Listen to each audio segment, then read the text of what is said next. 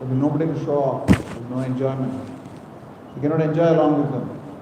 The third reason Arjuna says, I will not fight, is because he thinks that the family will be destroyed. And if the family is destroyed, there will be unprotected women. The unprotected women will be exploited by unscrupulous men. And this will lead to unwanted progeny. So that's the equation. Unscrupulous men plus unprotected women equal to what? Equal to what? I just said. I have to say it loudly only then you'll answer to it. So, unwanted progeny, avanchita santam. Please don't force me to make this into a Hindi class. We have Hindi class 6 days a week. The purpose was to start an English class to ensure that some people will be able to connect more, will be able to connect. So please don't expect me to suddenly break into Hindi. Today I will not. So you have unscrupulous men plus unprotected women equal to unwanted progeny. So if there is unwanted progeny, what will happen? There will be no family welfare project. Nobody will do Pindadan, Shraddha, etc., etc. So therefore the whole family will be ruined. So compassion, enjoyment, destruction of family. And the fourth reason Arjuna gives is that he has fear of sinful reaction. He has fear of sinful reaction, that by fighting and killing his people, he will incur sin. But if a Kshatriya, he does not fight, he will incur sin because he does not fight, not because he fights and he kills.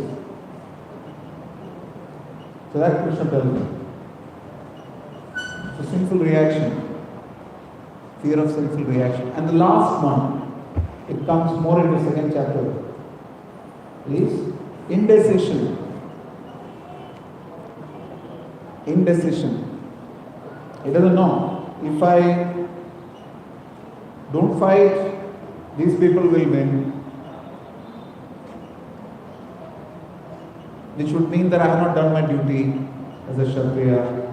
If I fight, these people will be killed. That would mean I would not be able to associate with them anymore. So, what do? Do I fight or do I not fight?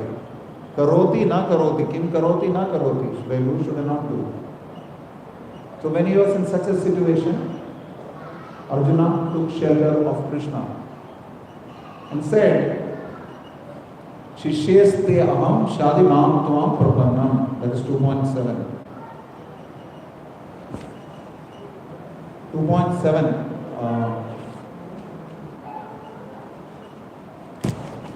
You have a roaming mic?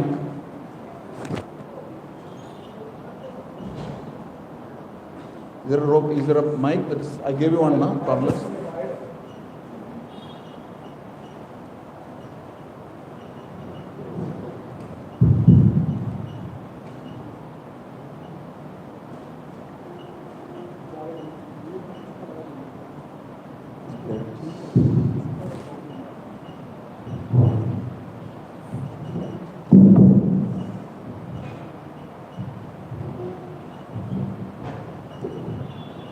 Okay, somebody can read the translation to 2.7.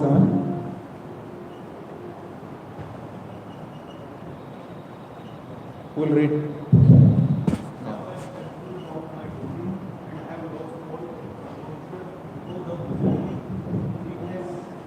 In this condition, I am asking you to tell me for certain what is best for me. Now I am your Disciple. And a soul surrendered. So, Arjuna is accepting Krishna as Arjuna is accepting Krishna as disciple. as his teacher, as his guru. So, normally when you associate with the guru, there are no friendly talks. Right? You have to be respectful. So it is said that Krishna initially laughed. He said, why are you coming to me? Why don't you go to Vyasadeva? Right? Don't come to me. So Arjuna said, no, please. Jai Shri Radha Gopinath ki, Jai Shri Sudama Mata ki. So Arjuna says, no, you have to instruct me, there is no option. Please don't play with me anymore. I'm already confused. So Krishna starts instructing him. Krishna starts by saying,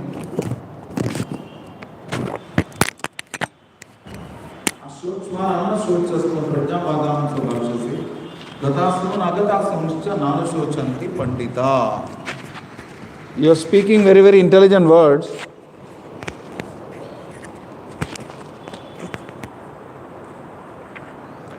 But the intelligent person does not cry.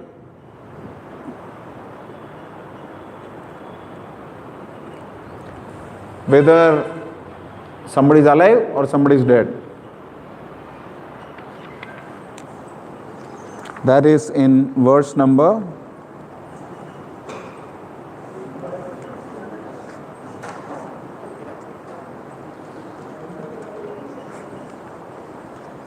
11. Read the translation. The Supreme Personality of God had said, while speaking blunt words, you are mourning for what is not worthy of me. Those who are wise lament neither for the living nor for the dead. So those who are wise, dhiraha, ya pandita. These are the two words that are used. Either dhira or pandita, scholarly people. So they will not lament for that which is, whether it is living or dead. And then Krishna gives him the signs of the soul. I remember discussing this. I remember concluding with this verse 2 weeks back, and then somebody else would have taught the last 8 verses, the next 8 verses, which is that न त्वेवाहं जातु नासं न त्वं नेमे जनाति पाः न चैव न भविष्यामः सर्वे वयमतः परम्. So read the translation for verse 12. Somebody from this side, Mataji's side. Never comes there a time when I will not exist, nor you, nor all these things, nor in the future shall any of us cease to be. So Krishna is saying, never there was time when I did not exist, you did not exist, these kings did not exist. He is not saying there was never a time when we did not exist. He didn't say that. He says when I did not exist, you did not exist, they did not exist. Why? We described it earlier. Who remembers? No, let me see. Yeah, go ahead. Correct. Everybody is an individual, plural soul. It is not like your soul and my soul will finally merge and become one soul. No. We are all individuals. We are all eternally individuals. So Krishna is a soul, is a super soul, he is the super soul. We are individual souls. We all have our existence. So therefore Krishna says, there was never a time when I was not here, you were not here, these kings were not here. He does not say, they were not here. Because Krishna is establishing the eternal fact of the plurality of the individual soul. Every soul is an individual entity. So please keep this point in mind. It's a very important point. Now verse 13 is a very, very famous verse which says, as the embodied soul passes from childhood to youth to old age, similarly, after death, the living entity passes on to the next body. And the sober person is not bewildered by this change. He is not bewildered by this change. Now you may say that somebody is 7 years old When he becomes 17 years old, his body is changed. He becomes 27, it is further changed. It becomes 57, it is completely changed. It becomes 77, it is even further completely changed. And then he passes away. And then many people say, who knows where he went. So Krishna says that just like the embodied soul, please note the word embodied. Dehi. Deha. Dehi. Sharira. Shariri. That which occupies the Deha is called Dehi. That which occupies the Sharira is called Shariri. So that is what? The spirit soul. So just like the living entity of the spirit soul passes from Kaumaram, childhood, Yauvanam, youth, Jara, to old age. Similarly, Tatha Dehantara Praptehi, later on it will attain another body also after death of this body. So the wise are not bewildered by this change. Now somebody may say that we see all these other changes, but we don't see the soul going from one body to another. Yes or no? So on what authority do we accept that the soul goes to another body?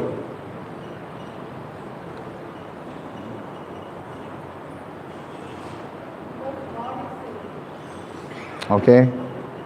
Good. On what authority do we accept that the living entity will pass from one body to another?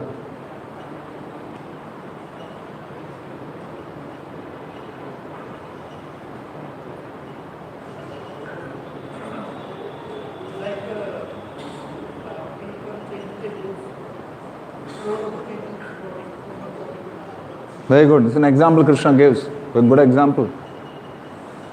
Like somebody gives up old clothes and wears new clothes. Similarly, the soul gives up the bodies and accepts new bodies. Krishna says that later. But it comes back to the same point. If somebody tells me, even is a doctor at Harvard, he tells me that there is no soul. And if I read from the Bhagavad Gita, where Krishna says, the soul passes from one body to another, between these two authorities, which one would you like to accept? The Harvard doctor or Krishna in the Bhagavad Gita? Okay, come back to the same point. Assume Krishna is wrong. What is the loss? There is no soul. So what's your loss? But assume Krishna is right. Assume Krishna is right. And there is a spirit soul. And you, like Sheikh Chilli, have believed only the Harvard doctor. Then what will happen to you? Bolo bolo. We are finished, na? Wiped out, Zod, zero. So you have the option of either believing an imperfect flesh and blood, stool and urine, mucus and bone marrow, bodied human being versus a person who is acknowledged by the scriptures as the supreme personality of Godhead and by great acharyas like Shankara, Madhva, Vishnu Swami, Nimbarka, Sri Chaitanya. So, between your mother telling you this is your father and your neighbor telling you this is your father, who would you believe? Scriptures are mother, God is father. Keep it as simple as that. So for the time being, like I said, as long as you're studying the Gita, at least you should have a theoretical construct that Krishna is God. Otherwise, don't study the Gita, don't do time pass. Why are you wasting your time? Why are you wasting time on some Sanskrit book with some story between two brothers fighting? The Karan Arjun. I think there are times what I heard is that the small child keeps remembering the old Like when we are saying soul goes to the different body. But I read a couple of times that a small child is remembering the past of the earlier birth. So probably maybe a connection. It's there. But I assume for a moment we don't even go into all the scientific research. Please remember that for the last 50 years there has not been any documented scientific research on reincarnation in the world. And the Institute for Science and Spirituality of ISKCON is now beginning to undertake a project on this reincarnation.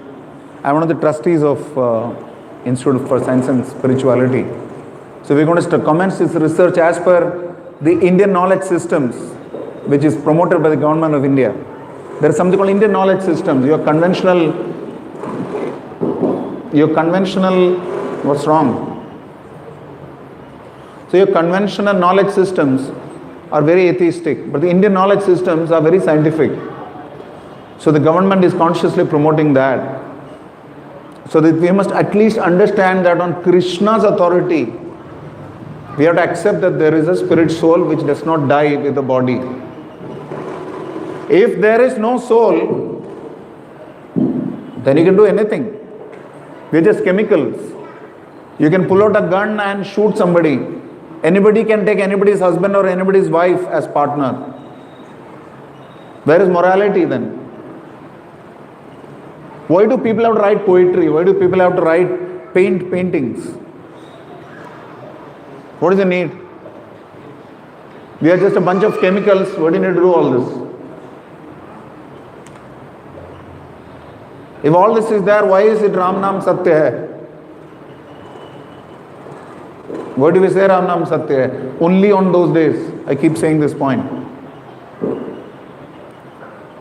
So therefore, on the authority of Krishna, we accept that the spirit soul moves from one body to another. And then Arjuna may say, okay, Bhishma and Drona will go from this body to another body. But I will not be able to associate with them. They are not going to be there in this form. So how do I manage this? What do I do?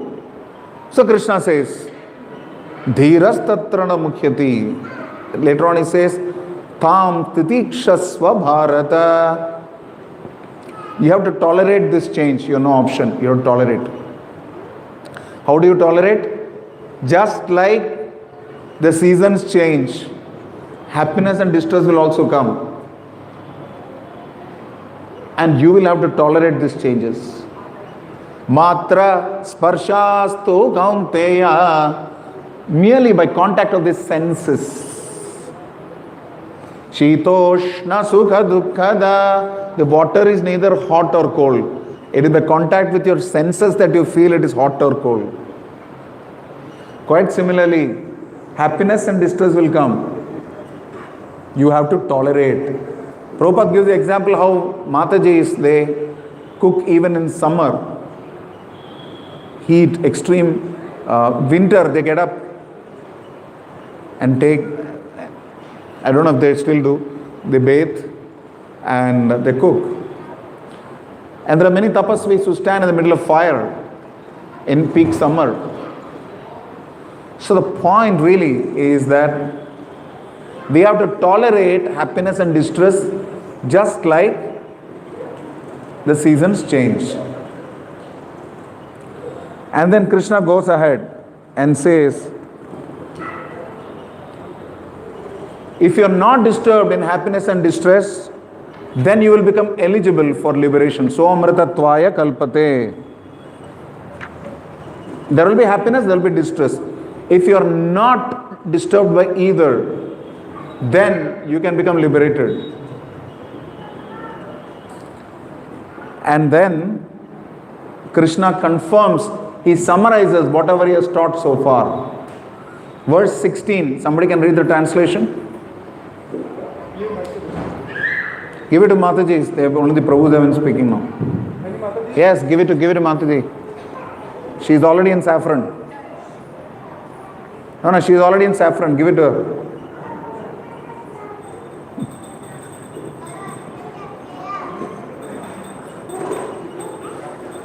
Oh, only your top is saffron. I thought you were also like me, saffron. Yeah. Speak into the mic. Those who are seals of the truth are concluded and of the non-existent the material body. There is no endurance, and of the interior, the soul, there is no change. This they have concluded by studying the nature of both. Yeah. So the point is, can Arjuna stop the death of Bhishma and Drona by himself not fighting? Yes or no? Yes or no? And Krishna says further that just because he kills them doesn't mean they are killed also. Why? Why? Yeah, they're souls fundamentally, they're spirit souls. The soul has no death. Na asate vidyato bhava, na bhava vidyate asata. Shri Shri Gaur Nitai ki jai, Shri Shri Radha Gopinath ki jai. So those who are seers of the truth have concluded this, that of the material body, which is non-existent, na asataha, na asato, vidyate abhava, vidyate bhavo. Bhavo means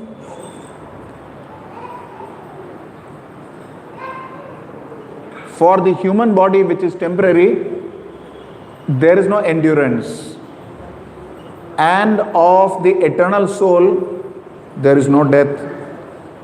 So therefore, it is mentioned that those who are really intelligent, Krishna is not just talking from his authority, he is God. But still, this is the way we should speak. Whenever we speak, we should speak on the authority of Guru. Repeat after me. Guru. Repeat after me. She is shouting louder than you. Sadhu. Shastra. Yeah. We need some energy flowing. I know it's the end of the day. But I come from a much farther distance than you have. You're coming from within 45, 50 something. I'm coming from 45 kilometers away. And I'm older than most of you. How many are here who are more than 51?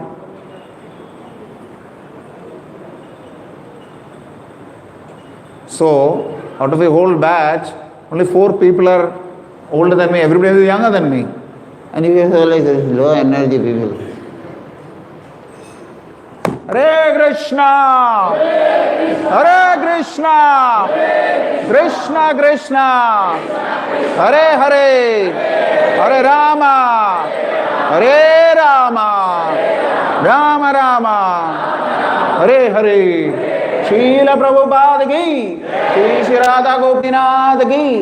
Shri Shri Gaur Nitai ki! That's like a little arti also. He's completed the arti, so it becomes a little bit of kirtan also. Good. Thank you. So, the soul is eternal and the body is ephemeral or temporary. Therefore, we must understand that there is no point in grieving over both. There is no point grieving over the soul because it is eternal. There is no point grieving over the body because it is not eternal. So both ways it is. There is no point in grieving. There is no point in crying. So now, Krishna officially talks about his soul in the next sloka. Avinashitu tatvidi yena sarvam idam tadam vinasham avyavyasasya na kaschit kartum arhati. What is the translation? Koi aur padho? Yeah, you have the mic? Poor guy, you got to go all the way with the mic and then come back. Most unproductive use of Krishna's energy. Please let it stay with you. आप लोग घमंड के वजह से mic अपने पास मत रखना, पास करना. I'm saying that for sure in case you missed the English part. Yeah. That which pervades the entire body, you should know to be indestructible. No one is able to destroy that imperishable soul. Vinasham avyaya sasya. Avyaya means immutable, that which cannot change. So, And then Krishna further says in the next verse. Okay, repeat after me this shloka, 18th verse. Antavanta ime deha nityasyokta sharirinaha anashino prameyasya tasmat yudhyasva bharata. So who wants to read the translation? Yeah, no, you already done. You are our main reader. We will use you later. Yes. The material body of the indestructible, immeasurable, and eternal living entity is sure to come to an end. Therefore, fight, O descendant of Bharata, not Bharata. It is Bharata. Descendant of Bharata is called a Bharata. Please be clear. Bharata Maharaj, those who come in his dynastic line are called Bharatas. This whole Varsha, Bharata Varsha, is named after him. Okay.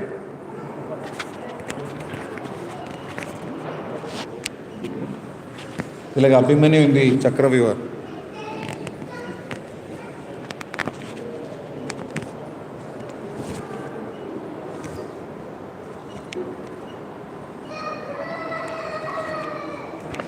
Looks like somebody did some puja of me.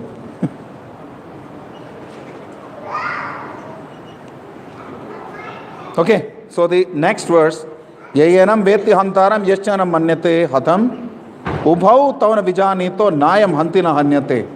Okay, this is a very direct exposition of what Krishna is saying. Somebody read the translation, some Prabhu. Okay. Good, give her. Full marks for persistence. Okay, fine. Finders keepers. Neither he who thinks the living entity the slayer, nor he who thinks the slain is in knowledge. For the self says not, nor is it slain. Nayam hanti na hanyate.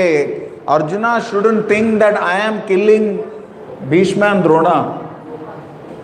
Nor should Arjuna think that they are dead because of me, or they can kill me. It's a construct that takes time to register. Now please understand, how many of us want to die? Nobody. Why? Does anybody know why we don't want to die?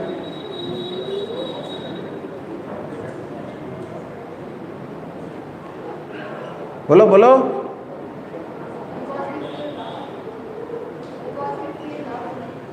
You feel loved.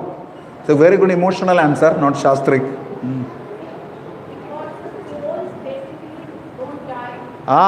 Because fundamentally we are spirit souls. We are eternal. It is programmed into our understanding that we should not die. But bad luck. You have a contract for 11 months. The landlord will vacate you whether you like it or not. You have leave license agreement. But the intelligent man will know that I have to look for my house before the tenure gets over. In other words, I should perform activities or good karma in a manner that my next birth is better, or my next house or body that I'm going to get is going to be better. Not like an idiot, I wait till the 11th month and I'm kicked and dragged out of my body. Not 11th month, whatever is the age. So that is very, very important. And this is a super important shloka. Shall I share something personal in my life? Would you like to know? Yes or no? When my father passed away, this was in 2008, some 15 years back. That was just before I had joined the temple. I was working outside those days. So, in Sanatana Dharma, there is this tradition of giving the Mukhagni. Practically the last part of the ceremony. So the Pujari or the Purohit in a very dramatic way. Till then I was like, I am giving lectures in Gita, I am a scholarly person. My family, I am the only son, so I should be very strong. I should make everybody courageous. Everything was fine. But when I finally, at the last moment, when I was about to light the pyre, he told me,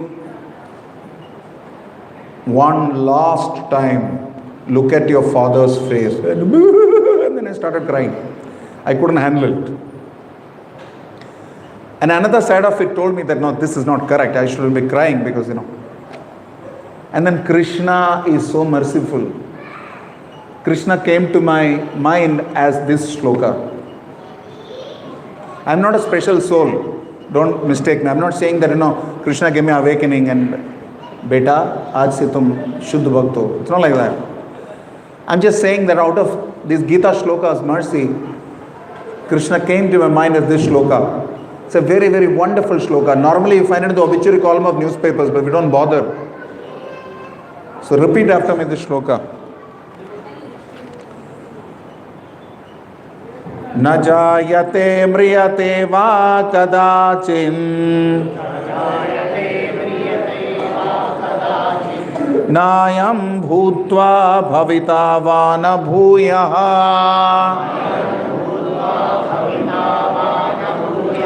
अजो नित्यः शाश्वतोऽयं पुराणो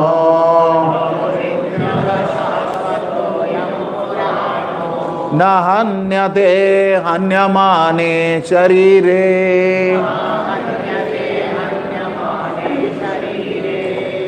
Somebody can read the translation?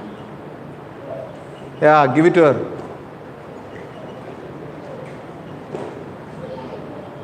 Of the soul there is neither birth nor death at any time. He has not come into being, does not come into being, and will not come into being. He is unborn, eternal, existing, and Primeval. He is not slain when the body is slain. Krishna is completely reinforcing who is the soul. Who are we? Na jayate. We are never born. Mriyate. Never died. Va kadachit. Never. Nayam bhutva bhavita. Vana bhuya. Never in the past nor in the future. And never again. Never like that. Repeatedly. Ajo, unborn. Nitya, eternal. Shashvata, ever existing. Purano, primeval. The soul is not now and then. How old is he? How old is he? How old are you? How old are you? 9 and 55. Who's older? Who knows? The soul is eternal. Then many times I ask people, so how long have you been in this body? It takes some time to register. You see, you heard me ask that question sometimes? How long are you in this body? We should program our consciousness to think like that we are not the body. How long are you in this body? That is your age. That's clear. How long have you been? You don't know. How long have you been in this body is your age. And then Krishna says, Na hanyate hanyamane sharire. Na marega na mara ja sakta hai. It is never slain. Na hanyate hanyamane. It doesn't slay, nor is it slain. Or when the body is slain, the soul is not slain. Now this does not give us excuse to kill the body just because the soul is not slain. That means go around killing people. Oh, your eternal soul. To interfere in the natural life cycle of somebody's tenure in the body is a sin. So we should never therefore become the cause of killing for anyone. So therefore the 21st verse. Okay, should we close now? 8:30 is the closing time. Or we started late? Should we go? How long should we go for? I will go by majority. How many of you think we can go for 10 minutes? How many for 5 minutes? It's not a sin. Please go ahead and raise your hand. It's a practical question. Don't look at your neighbor, it's your schedule. How many for 5 minutes? Maybe I should ask 5 minutes, it's not fair. How many for 5 minutes? Honest man. How many for 10 minutes? You're outnumbered, bad luck. So, 21st verse. So we'll speak for 5 minutes, which is what you wanted. And we will take question answers for 5 minutes, which will make it 10 minutes. So you can go after 5 minutes. In Krishna consciousness, we try to please everyone. Veda vinashinam nityam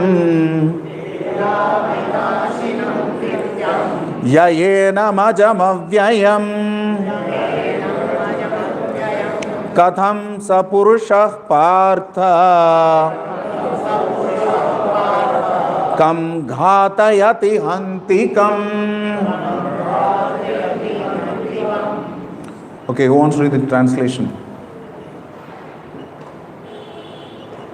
O Partha, how can a person who knows that the soul is indestructible, eternal, unborn, and immutable kill anyone or cause anyone to kill? So here it's mentioned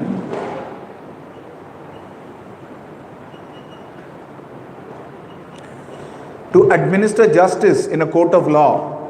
If the judge orders somebody to be killed or to be imprisoned, is it considered sinful or not sinful?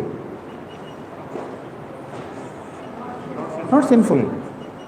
Krishna, the Supreme Personality of Godhead, says that somebody has to be killed, and Arjuna kills on his instruction. Is it sin or not sin?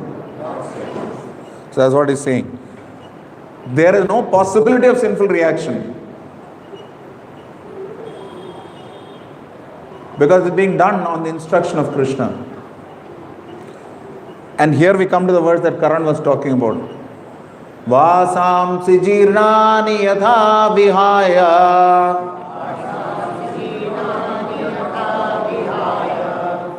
ठीक से बोलो. वासां सिजीर्णानि यथा विहाय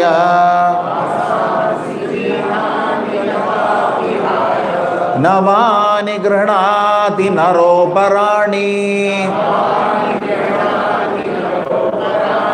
तथा शरीराणि विहाय जीर्णानि अन्यानि सम्याति नवानि देहि. Why is it Sanyati when it is clearly put S-A-M? What do you have to say Sanyati? Samyati. This is not Hindi. Hindi में ऐसे बोल सकते हैं Sanyati. When the Anuswara comes on the top, it is Ma, not Na. If it is Na, you have to put half a Na. That is Devanagari. Anyani samyati navani dehi. Translation. As a person puts on new garments, giving up old ones, the soul similarly accepts new material bodies, giving up the old and useless ones. Now I want you to read the purport, last but one paragraph. Somebody else can read. Read the last but one paragraph. Although, speak into the mic. Although the two what are in the same tree, the eating body is fully take God with anxiety and moroseness, as the enjoyer of the fruits of the tree. But if in some way or other he turns his face to his friend and the Lord and knows Not his and the glories, Lord, to his friend, the Lord. friend the Lord and knows his glories, at once the suffering word becomes free from all anxieties. Arjuna has now turned his face towards his eternal friend Krishna and is understanding the Bhagavad Gita from him. And thus, hearing from Krishna, he can understand the supreme glories of the Lord and be free from lamentation. Thank you. From lamentation. So there are two birds sitting on a tree. One bird is eating the fruits, which are sweet and bitter. The other bird is just watching. After some time, both the birds get up from the tree and go to another tree. And then another tree, and then another tree. Till the bird that is eating the fruits is looking at the other bird. This is mentioned in the Upanishads. Who is that other bird who is just watching? Who is the bird who is just watching? I just made you read it. Who is the bird who is just watching? Yeah, the super soul or Krishna. And the living entity or the Atma or the Jiva is the other bird who sits on the body of the tree and tastes the fruits of happiness and sadness. But he thinks that this tree is permanent. But then suddenly he says, time over. Then goes the next tree. Till he finally looks at the other bird and says, oh, I am eternal. And he is super soul. And so Krishna is the super soul. Arjuna is the living entity like us. In everybody's heart, everybody's heart, the soul exists. Along with the super soul.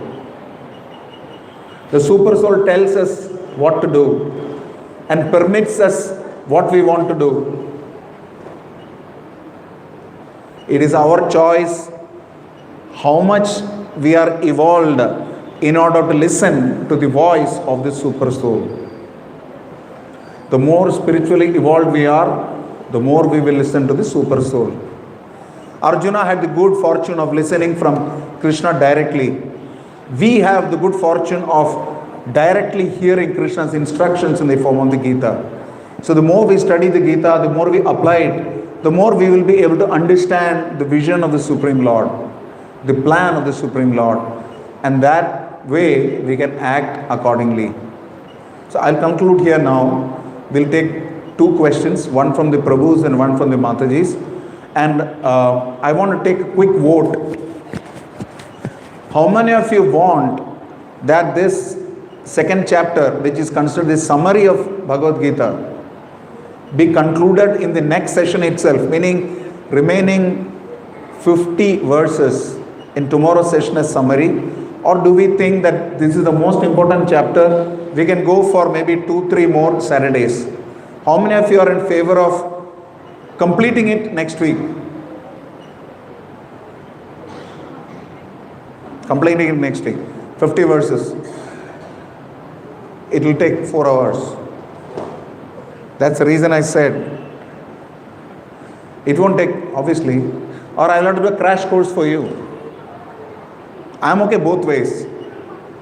We can do a crash course of 50 verses next Saturday, or alternately we can break it up into 3-4 sessions. How many for crash? How many for breakup? How many for crash? Please raise your hand. Oh, I made it like, I don't want to decel it, sorry. We have the option of completing the Bhagavad Gita in another 17 sessions or say around 25 sessions. How many of you want it to be finished in the next 17 Saturdays?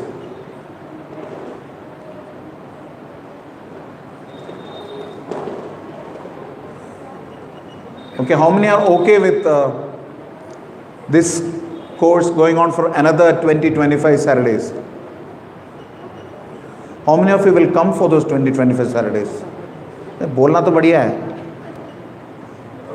मेरा जाता क्या 25 क्या 50 भी ले लो. I'm speaking in Hindi because the class is over. So start your questions. Can we have an extra class like sometime before, right? I'm more than happy. The only problem is we have other days, we have Hindi classes. No, like even on Saturday we can start early, right? Like 6 or something like that. Because we have temple programs, no? We have to be in the temple hall. Aarti will go on, other things are also there. Sabka Saath, Sabka Vikas. Yeah, questions from the Matajis first. Sure, go ahead. So one question, in chapter 2, it's all about that the soul is immortal and nobody can kill it. Also. Yeah, it might be limited reading way done. But and one thing which was coming in my mind, I think you already mentioned that it doesn't mean that you kill anybody because it's so. But then this question was actually coming to my mind, that if this is the case, then and you also said killing somebody in a unnatural way, like it's not timely that. But Arjuna is also actually, probably thinking same thing. He doesn't want to kill his brothers, sisters, or brothers or uncles. But then I think I'm still confused with this. No, it's like this. These are not people who are walking by the forest whom Arjuna is about to shoot an arrow. These are full-blooded Kshatriyas who come to the battlefield to fight. So they have exercised their free will to fight the battle. And as a Kshatriya, if he does not exercise his free will to fight the battle, he will be committing sin. Because it is his dharma. That's the point. And Krishna is telling him what's more. He's personally telling him, Supreme Lord is telling him his duty. If he still doesn't do, then it's his problem. This another question I can ask. But in natural, in real world, this doesn't happen. Like the battle is never like Mahabharata. Somebody against you. It's very difficult to find. So. Yeah, so you have to study the Gita. And you should have a Guru, Sadhu, Shastra, three-way filter, which will help you take the right decisions. It's like a moral compass or a spiritual GPS. You need a spiritual GPS. That's the point. You will need the guidance of Guru, Sadhu and Shastra. Matajis? Those who are leaving, we have prasada for everyone.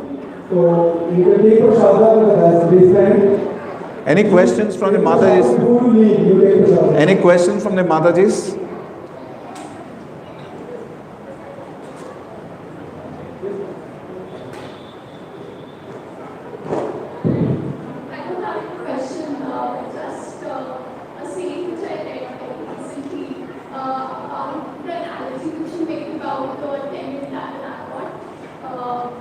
Analogy that I made about what? About tenant and the landlord. Tenant and the landlord, yeah. So what I read was, if the capitalist tries or socialist, because they're trying to buy their way into heaven. So this is something I was able to relate with when you mentioned about the tenant and landlord. Thank you. It's a good thought. Okay, so we'll conclude now. Thank you very much. Please ensure that you register yourself with Rishi, Prabhu and his team sitting there.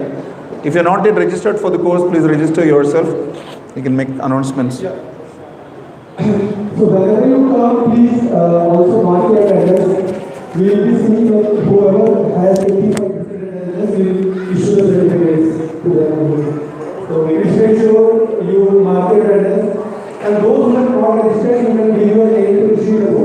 We will add you to WhatsApp group, so all the recordings, the YouTube links, and the application of this class, all the communication will be happening in that group. So before we leave, we would like to thank Rishi Prabhu by now chanting Hare